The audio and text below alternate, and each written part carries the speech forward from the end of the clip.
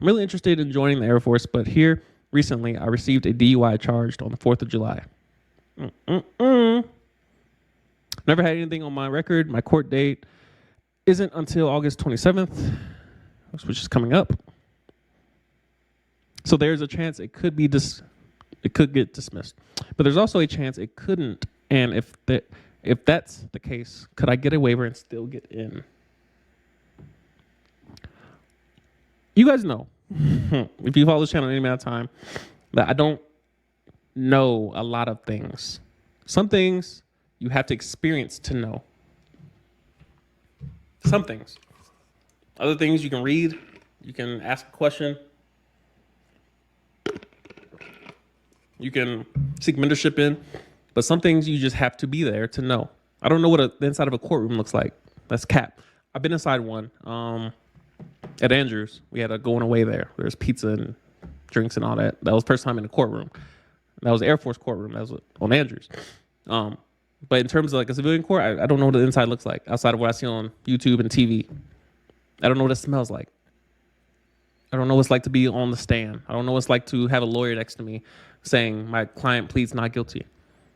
I don't know. So when it comes to joining the Air Force and having a DUI, may or may not be on your record, and currently dealing with that, my truest and my most honest answer, and it's the one that's most valuable to you, is I don't know. And I'm the last person to sit here and waffle for 10 to 15 minutes and muse and ponder and speculate on whether or not you'll be able to join, when the short answer is I don't know. Now, I don't stop after I give that answer, but I want you to know I do not know your fate. I don't know your situation. I don't know what will happen in relation to your ability to join. So I always like to lead with that and let you know, if you want to stop listening now, you can, because I have zero experience with DUIs. I've witnessed them from a distance. I know it sends ripples through your squadron, and I know it kind of hampers your ability to move about in the civilian world with certain, penalties. But as it relates to your mindset, as it relates to wisdom, that's what I focus on. That's what I focus on, is the wisdom. Now, all these talks of waivers, the recruiter, and I mean, especially from social media standpoint, you will hear so many, the trope of there's a waiver for everything. There's a waiver for everything. There's a waiver. There's a waiver for everything. True. There's a waiver for everything. Now, whether or not you'll get it is the question.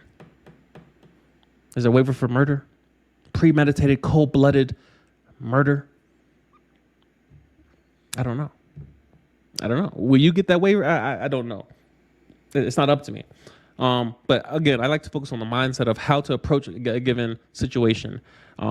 What should your mindset reflect? Wisdom. I watched a ton of DUI videos. Why? Prevention. I'd rather read about something. I'd rather watch a video on it than experience it myself and have all the details myself. I like being able not to be able to answer this question. It's something I set out to do intentionally when I seek wisdom, and when I ask questions, I study and I learn. Is I don't want to be able to answer every question concerning legality and the court system and the court proceedings. I enjoy listening to the legal rhetoric and cross-examines, and what's the number one commandment of cross-examination? Be brief. I enjoy learning that type of stuff, but I don't want to experience it.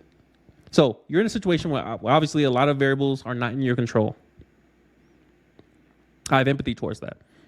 The unknown causes so much stress of not knowing the answer of how will this end? I've been there. I've lived there.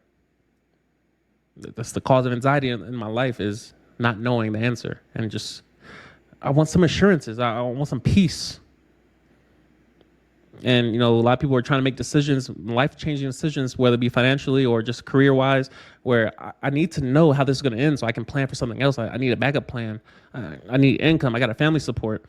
What direction do I turn into in terms of if I don't get this waiver, if I don't get in, I got to pick something. I got to figure something else out. I have empathy towards that. The one question that I have to ask myself a lot is, what is the alternative? What is the alternative? If I don't know, and I can't control it, what is the alternative? What else is there? I'm learning, and I'm in a place right now, today, as I go to work in the next 30 minutes, is acceptance.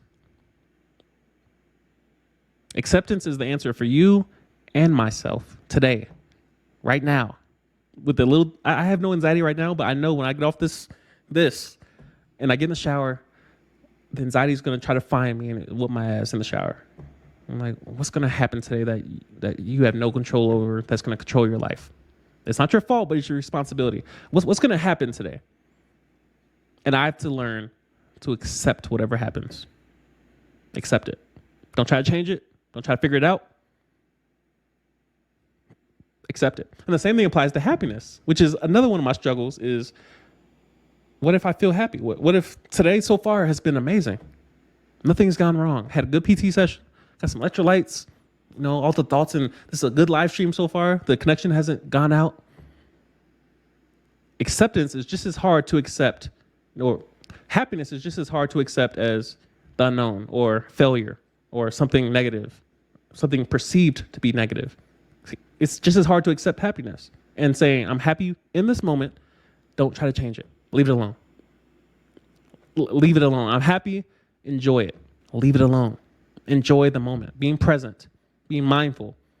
Accepting what is right now, today. It's highly philosophical, highly too deep and just existential, and it's beautiful, thinkery. Obviously, I started off with telling you I don't know the answer to your question, but that's the mindset you have to go into this with, is realizing, first of all, you can be successful outside the military. You can be successful outside the military. You can get an education outside the military. You can get a career. You can be happy. You can travel. You can be part of the federal government, state government, outside the military. It's not the end of the world. So don't, again, this advice is very easy for me to give and very difficult for me to live out because I struggle with anxiety myself. So I'm almost an expert at giving this advice because I hear this advice coming from people that care about me, my mentors around me. They tell me the same thing. So it's real easy to transfer the advice to you and say, here's what you should be doing. And then, of course, today I have to go live it out. So, again, it's unfortunate. Hopefully, we learn from our mistakes. It's a very inefficient way of living life, is trying to learn from mistakes and just bump my head and figure it out later. The right way to live life is to ask questions, seek mentorship, seek wisdom. And so obviously, you bump your knee, you bumped into the wall, but how do you move on from here? With wisdom, seeking wisdom.